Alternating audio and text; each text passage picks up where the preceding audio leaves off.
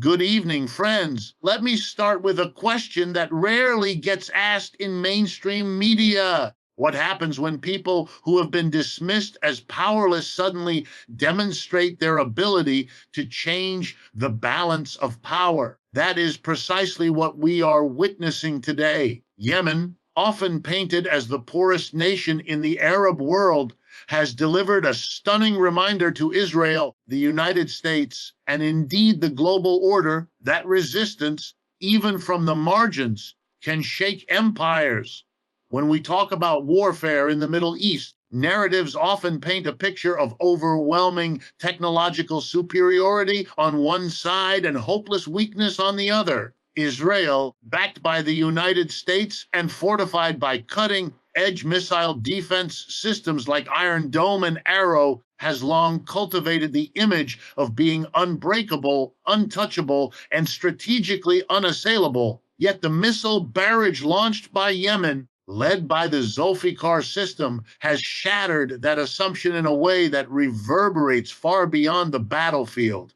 The first hook here is simple. If Yemen, a nation strangled by blockade, conflict, and poverty, can deliver such a blow, what does it say about the security doctrines of far stronger states? The strategic surprise lies not merely in the launch itself, but in what it represents.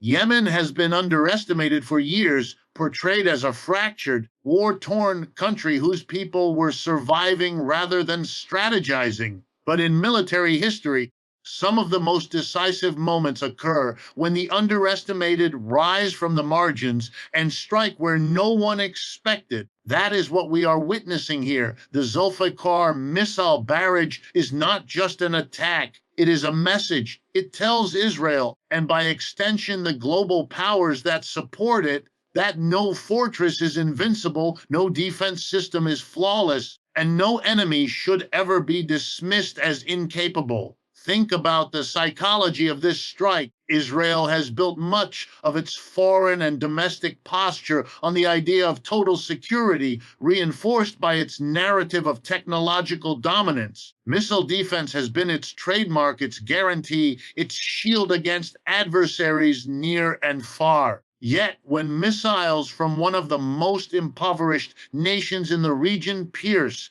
through that shield, the effect is not only material damage, but reputational shock. It chips away at the aura of invulnerability. And in conflicts, as much as in economics, perception is power. If Israel's adversaries now believe the fortress has cracks, the strategic map of the Middle East begins to shift. Let's frame another hook here: cost. Consider the disparity between the price of offense and defense in this equation. Yemen, through ingenuity and determination, has fielded missiles like the Zulfiqar at a fraction of the cost Israel spends to intercept them. Every successful strike, or even every attempted strike, forces Israel to expend far more resources in response. Over time, that imbalance becomes unsustainable. Wars are not won by technology alone. They are won or lost by economics. If Yemen can continue producing and deploying these missiles under siege conditions, imagine what that means for Israel's long-term financial and military calculus. Equally striking is the symbolism. For Yemen, launching the Zulfiqar barrage was more than a tactical operation. It was an assertion of sovereignty and dignity in the face of overwhelming odds. For other nations and resistance movements watching closely, the message is clear. You do not need the wealth of Washington or the technology of Tel Aviv to make your presence felt on the battlefield. You need resolve, strategy, and the will to adapt. That lesson is far more dangerous to Israel and its allies than the missiles themselves, because it spreads like an idea, and ideas travel faster than rockets. In the international arena, this surprise also complicates the narratives long pushed by Western media and policymakers. For years, Yemen was discussed as a humanitarian tragedy, a failed state, a chess piece in the Saudi-Iranian rivalry. Rarely was it considered an independent actor with the ability to influence regional balance through its own capabilities. The Zulfiqar barrage changes that. Yemen is no longer simply the victim of intervention, but a player, however small, capable of forcing larger powers to recalculate. That recalculation is precisely the kind of ripple effect that history teaches us to watch for.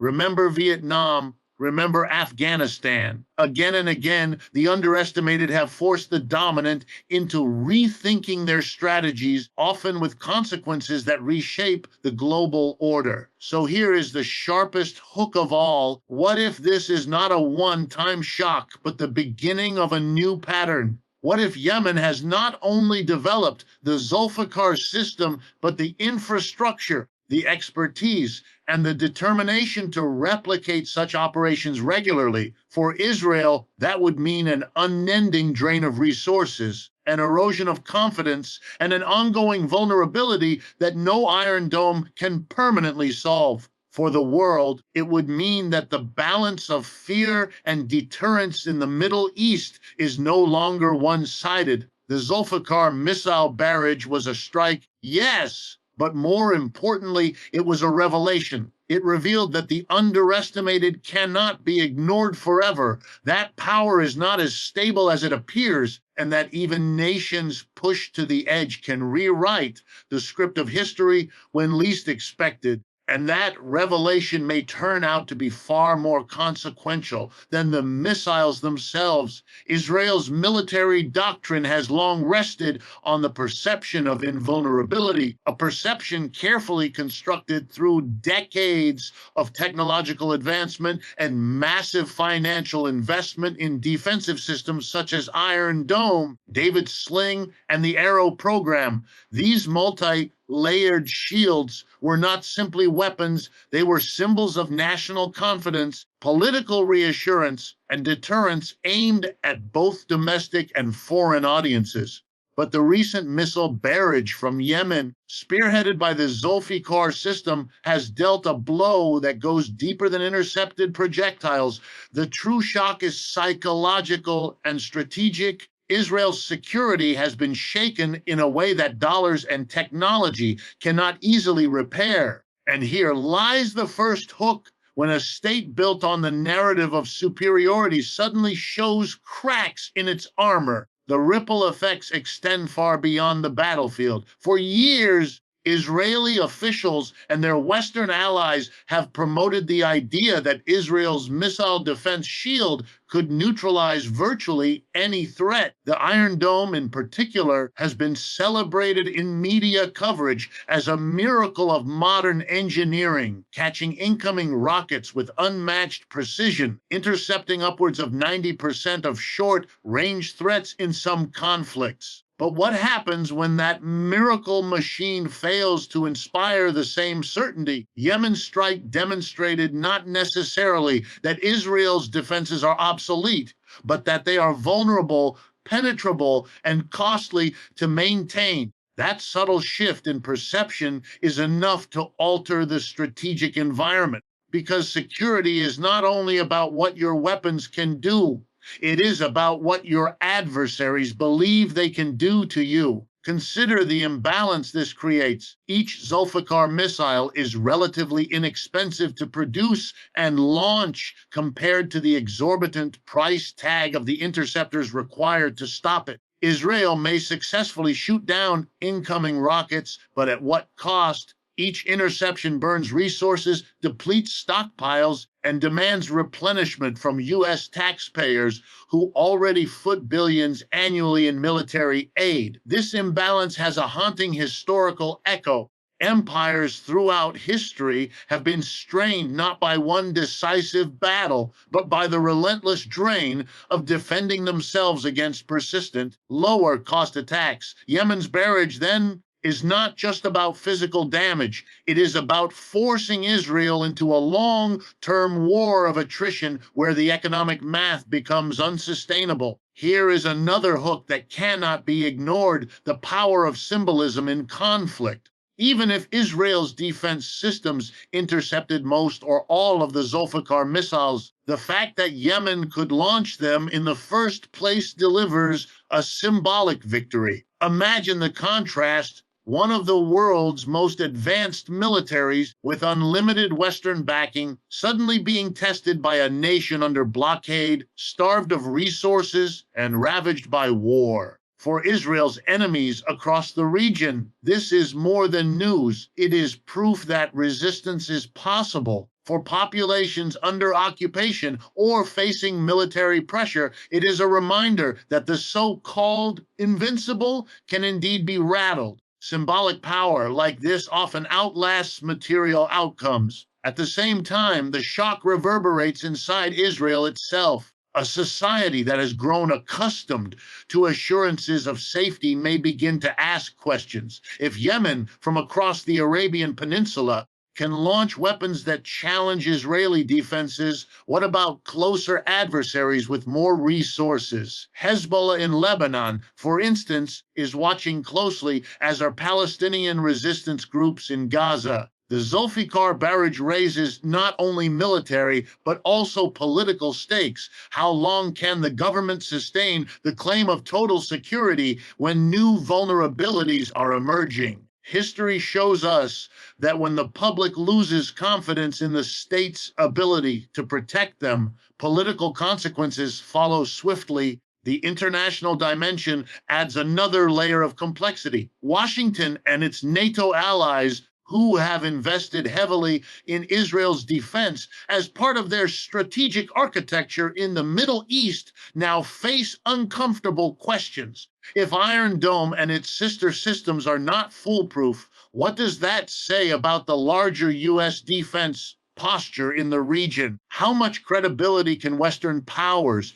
maintain when their showcase allies' defenses are tested by a country they long dismissed as irrelevant? For adversaries of the U.S., the lesson is clear. Even the mightiest shield has weak points, and those weak points can be exploited at relatively low cost. Finally, there is the hook of shifting perception among global audiences. Media coverage of the Zulfiqar barrage has sparked debates not only in military circles, but in public discourse. Ordinary people, both in the Middle East and beyond, are asking if Yemen can do this. What else is possible? That question itself is destabilizing because wars are not fought solely on battlefields. They are fought in the realm of ideas, morale, and belief. The Zulfiqar barrage, by shaking Israel's carefully constructed image of security, may turn out to be as powerful in narrative terms as it was in physical impact. In every conflict, there comes a moment when the material battlefield collides with the battlefield of perception, and the Zulfiqar missile barrage launched by Yemen against Israel has created precisely such a moment. This was not merely a military maneuver. It was a symbolic act that sent shockwaves across the region and beyond. For those who have long seen Yemen as a nation under siege, exhausted by poverty, hunger, and war, the sudden emergence of Yemen as a credible military actor delivers a message far louder than the explosions themselves. The hook here is sharp and undeniable. What stuns Israel militarily also inspires others politically, because symbols travel further than missiles ever can. The strike was not just about damaging Israeli targets or testing its defenses. It was about reshaping narratives. For decades, Israel has been portrayed, often by itself and its Western backers, as the unshakable fortress of the Middle East, protected by layers of advanced weaponry with an ability to strike anyone, anywhere, at will. Yemen's barrage undermines that narrative in the most dramatic way. It demonstrates that even from the margins, even under crushing circumstances, resistance can not only survive, but assert itself powerfully. That assertion is a rallying cry for many across the Arab and Muslim world who have long felt voiceless in the face of overwhelming military and political power. Symbols matter because they outlive the event itself. The Zulfiqar missile barrage will be studied not just in military academies, but whispered in refugee camps, broadcast in opposition media, and invoked by movements who seek to challenge dominance. The fact that Yemen, a country dismissed by many as broken, could launch such a sophisticated strike delivers a psychological victory that no interceptor missile can erase. This is the deeper shock. Israel may have defended itself from physical destruction, but it could not defend itself from the idea that its shield is not perfect, that its dominance is not absolute. And once that idea is planted, it grows quickly in the minds of adversaries and allies alike. There is also a symbolic inversion at play here. For years, Israel's narrative has relied on projecting itself as David standing against Goliath, a small state defending its existence against larger, hostile neighbors. But Yemen's strike flips that image. Now, Israel, with its advanced arsenals and global superpower backing, appears as the Goliath shaken by the slingshot of one of the region's most marginalized actors. This inversion resonates deeply across the Middle East, where populations already skeptical of Western double standards see in Yemen's actions a poetic justice, a reminder that the underdog still has teeth. Another hook lies in how this event alters morale. Conflicts are not decided by weapons alone, but by the will of those who wield them. Yemen's demonstration of capability offers a morale boost not just within its own borders, but to resistance groups elsewhere who share its struggle against stronger adversaries. Hezbollah in Lebanon, Palestinian groups in Gaza, and even opposition movements outside the Arab world will take inspiration from the fact that a nation crippled by blockade could still land a psychological strike against Israel. For them, the Zulfiqar barrage is not only a tactical story, but proof that persistence pays off, that even seemingly hopeless situations can be reversed through innovation, resilience, and timing. From Israel's perspective, the symbolic blow is perhaps more damaging than the physical one. A state whose legitimacy and political cohesion rely heavily on its promise of safety cannot easily explain to its citizens why missiles from one of the poorest nations on earth could even reach its skies. Governments can reassure with statistics about interception rates, but they cannot erase the image of their citizens watching missiles light up the night sky, despite all the promises of invulnerability. In a region where perception is as important as power, the imagery of Israeli defenses being tested by Yemen is already a win for Israel's opponents. Internationally, the symbolism is equally potent. The strike calls into question the billions spent by the United States and Europe in arming Israel, as well as the assumption that technological superiority guarantees security. For Western powers, the uncomfortable truth is that their flagship ally was shaken not by a peer power like Iran or Russia, but by Yemen, a nation they considered too weak to matter. This forces a recalibration of how global audiences perceive not only Israel, but the larger Western order. And perception, once shifted, rarely returns to where it was. The Zulfiqar barrage then operates on multiple symbolic levels. It tells the poor and oppressed that resistance is still possible. It tells Israel's adversaries that vulnerability exists where once there was none. And it tells the world that narratives of invincibility are myths waiting to be punctured. Perhaps the most powerful hook is this: the missiles may fade from the headlines, but the story they created, the image of Yemen's defiance and Israel's shaken security, will continue to echo. And in political struggles, it is often the story, not the strike, that endures the longest. The Zulfiqar missile barrage launched by Yemen against Israel is not just a local military incident. It is a tremor that sends shockwaves through the entire geopolitical architecture of the Middle East. For years, U.S. and NATO strategy in the region has been built upon the assumption of technological supremacy and the reliability of allied strongholds, particularly Israel. Yet when a nation like Yemen, battered by years of war, famine, and blockade, demonstrates the ability to strike at Israel with advanced missile systems, the message reverberates far beyond the immediate battlefield. The hook here is undeniable. If the smallest and most marginalized players can disrupt the calculations of superpowers, what does that say about the stability of the global order that rests on those calculations? To understand the magnitude of this shock, we must recognize how U.S. and NATO policies have historically viewed the Middle East. The region has been treated as a chessboard where larger powers move pieces to secure resources, sea lanes, and influence. Israel, Saudi Arabia, and other allied states are seen as anchors of stability, while nations like Yemen are often dismissed as pawns, useful only in the margins of strategy. But Yemen's strike flips the board. Suddenly, a so-called pawn is threatening the king.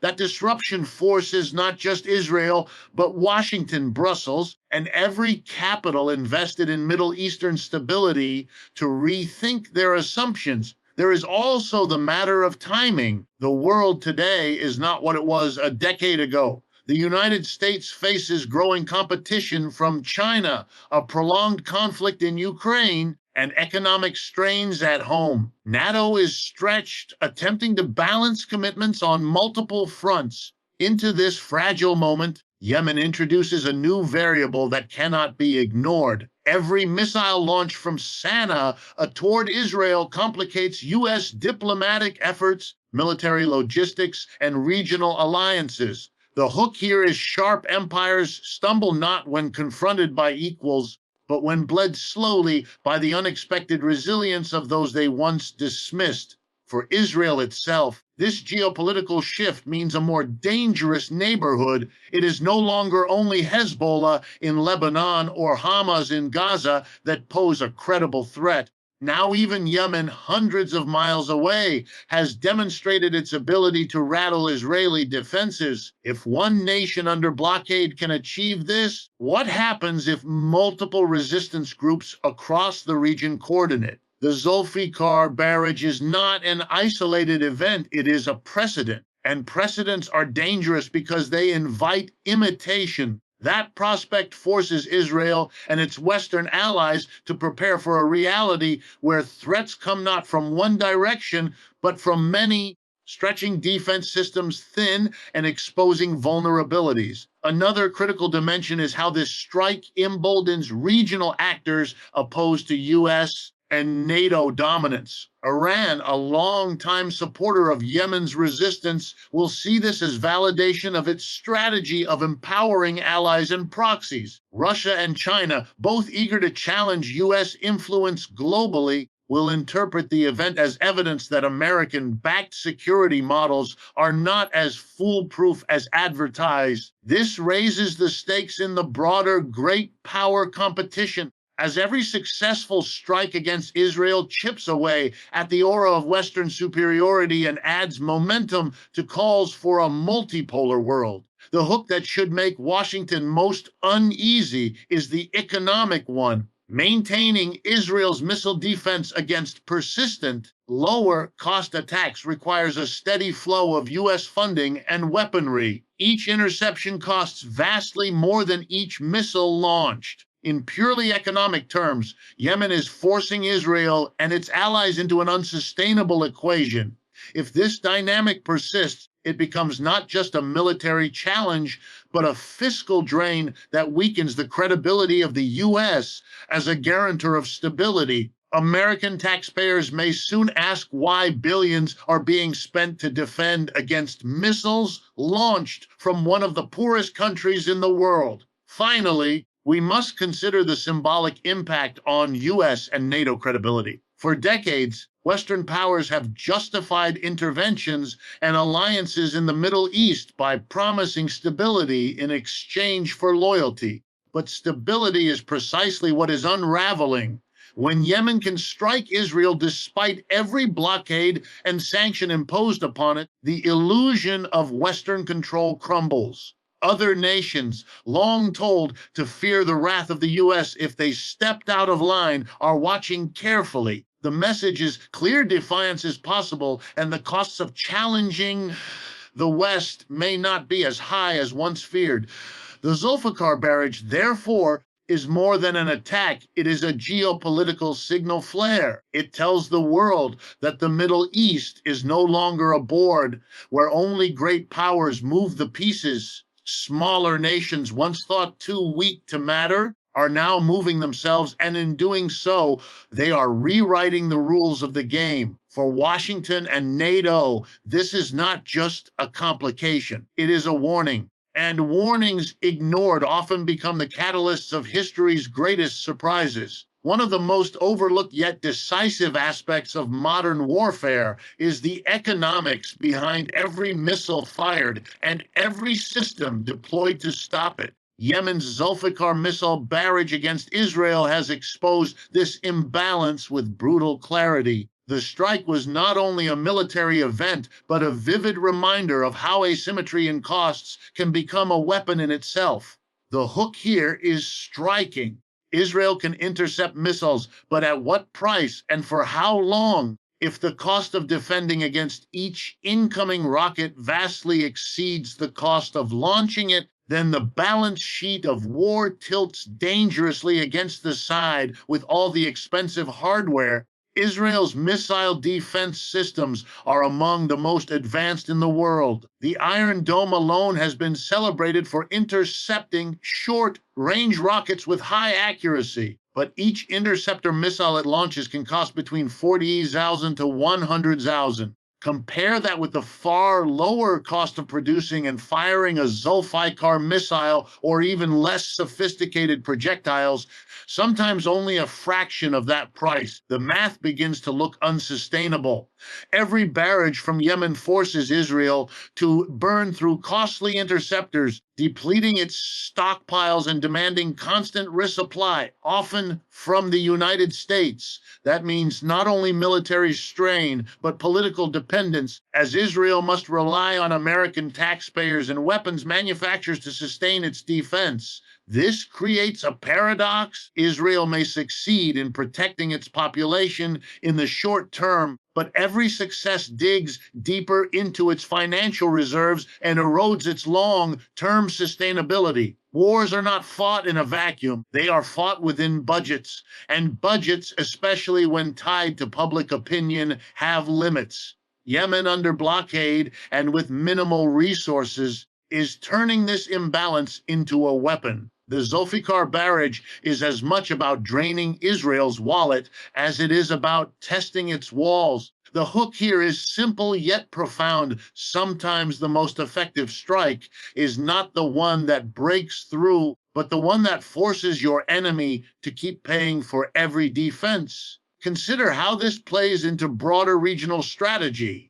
Iran, a supporter of Yemen's resistance, understands the economic logic well. By backing groups that can launch persistent, low-cost attacks, Tehran forces Israel and its allies to bleed resources over time. It is a form of economic warfare waged through military means. The more Israel spends on defending itself, the more constrained it becomes in projecting power elsewhere. That erosion of freedom to act is as much a victory for Yemen and its allies as any direct hit on Israeli infrastructure.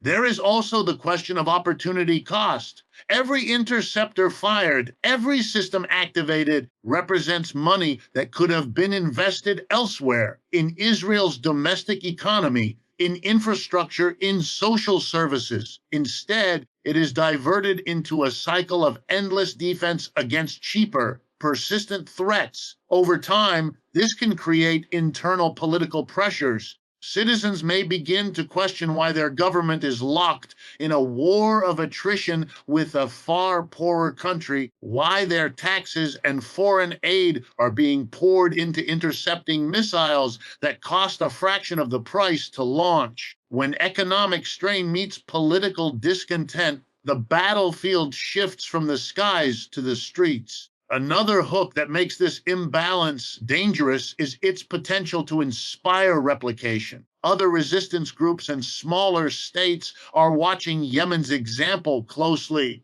The lesson is clear. You do not need to match Israel or the West dollar for dollar. You only need to create conditions where your cheaper weapons force your adversary into an expensive defensive spiral. This model of warfare democratizes power in a way that should alarm military planners in Washington and Tel Aviv. If Yemen can achieve this under blockade, what might other actors accomplish with more resources at their disposal? The symbolic weight of this economic imbalance cannot be overstated either. For many across the Middle East and beyond, the image of Israel, flush with American support, being drained financially by one of the poorest nations in the region carries deep resonance. It reverses the narrative of strength and weakness. Israel may have the technology, but Yemen has turned necessity into a strategy. And that inversion of roles plants seeds of doubt in Israel's allies while planting seeds of hope among its adversaries. The Zulfiqar barrage reminds us that modern conflict is not only about who has the most advanced weapons, but who can endure the longest under pressure. Endurance, in this case, is not measured in firepower, but in financial stamina.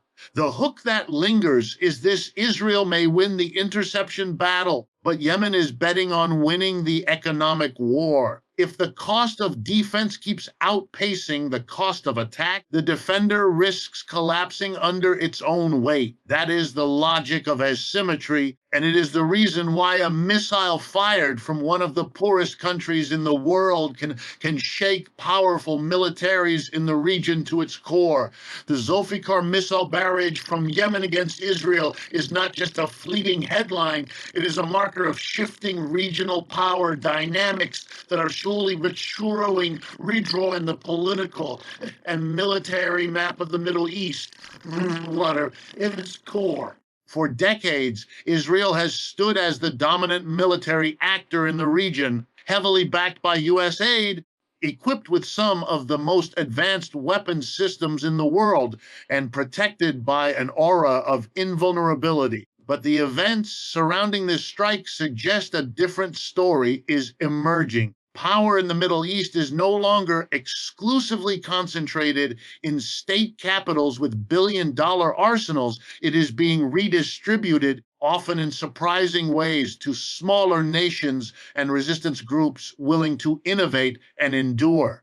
The hook here is urgent. When power begins to shift from the mighty to the underestimated, entire regions can be transformed. What makes this development remarkable is not that Israel was attacked. Israel has faced adversaries for decades, but that the attack came from Yemen, a country widely portrayed as too devastated to pose a credible threat. For years, Yemen was considered marginal to the broader balance of power, more a humanitarian crisis than a military actor. Yet the Zulfiqar barrage shatters that perception, proving that even under siege and poverty, capabilities can be developed that alter the strategic balance. This shift challenges the very idea of who counts as a player in the Middle East. No longer is power defined solely by GDP, weapons imports, or alliances with Washington. It is increasingly defined by resilience,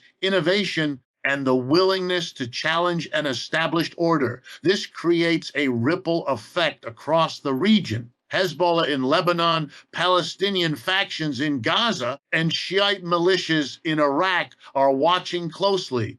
If Yemen can strike Israel with long-range precision weapons, why can't they? The symbolic power of this precedent may embolden others to adopt similar strategies, multiplying the number of actors capable of threatening Israel from different directions. Suddenly, Israel is not facing a single enemy, but the prospect of a multi-front challenge where each adversary contributes to eroding its sense of security. That shift in dynamics forces Israel to stretch its defenses thinner, heightens the costs of deterrence, and undermines the confidence it has long relied upon to dominate the region politically and militarily. There is also the impact on alliances. Saudi Arabia and the United Arab Emirates, deeply entangled in Yemen's conflict for years, must now reassess their strategies. If Yemen can target Israel, what prevents it from targeting Gulf states more directly in the future?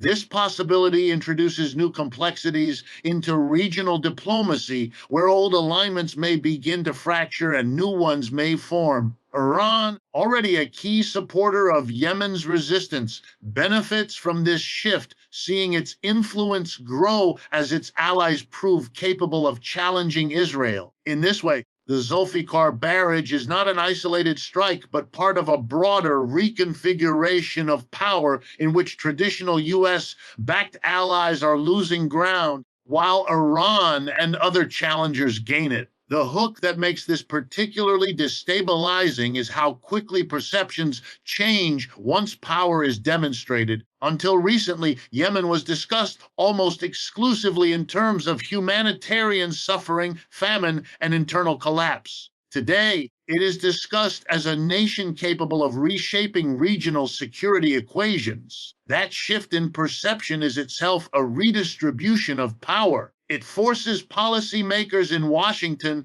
Tel Aviv, Riyadh, and beyond to acknowledge Yemen not just as a victim, but as a player. In the politics of the Middle East, recognition as a player is a form of power in itself. It grants legitimacy, demands negotiation, and forces adversaries to recalculate. Another dimension to this shift is the role of technology. The Zulfiqar missile system represents not just raw firepower, but the diffusion of advanced military capabilities beyond the control of major states. Technology, once monopolized by superpowers, is now accessible to smaller actors willing to adapt and improvise. This diffusion accelerates the decline of centralized power structures in the region, creating a landscape where the traditional rules of dominance no longer apply. For Israel and its Western allies, this is a troubling realization. Superiority is no longer guaranteed by access to advanced technology because that technology is no longer exclusive. Finally, the broader significance lies in what this means for the future of the region. The Middle East has long been managed by a balance of fear maintained by larger powers. Israel's strength, combined with U.S. military backing, was meant to deter smaller actors from daring to resist. Yet the Zulfiqar barrage demonstrates that deterrence is eroding. The fear that once maintained the order is being replaced by boldness among those once marginalized. And when boldness spreads, power shifts irreversibly. The hook that lingers is stark. If Yemen can redefine its role in the Middle East, others will follow, and the result may be a region no longer dominated by a single axis of power, but by a fractured, contested, and far more unpredictable balance. So, what do we take away from this? We are at a turning point. The missile barrage from Yemen is not the end of Israel's dominance, nor the collapse of American influence, but it is a marker. It tells us the era of unquestioned supremacy, where one side dictates and the other suffers in silence, is ending.